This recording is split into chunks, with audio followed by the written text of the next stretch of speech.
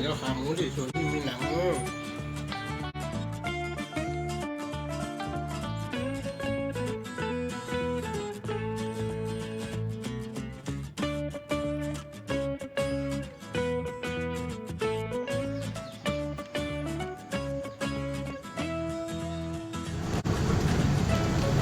เดินทางไปบางพี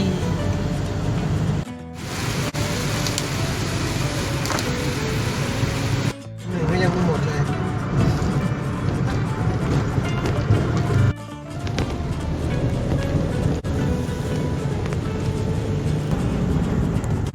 ในวันนี้ฝนยังไม่ตก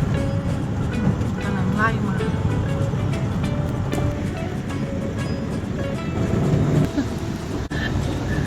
คลองหรือถนนนะ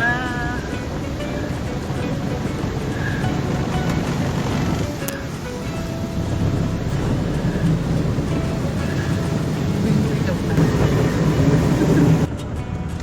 ตอนนี้น่าจะเลี้ยงกุ้งอยู่นะคะเขาเปิดรหัสวิทย์นะ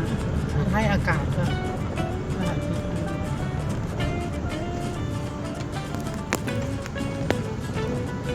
ถึงแล้วค่ะ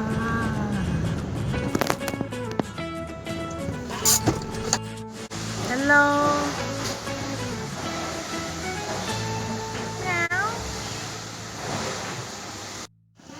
ค้างผักปังจ้าผักปังแดงที่ให้มา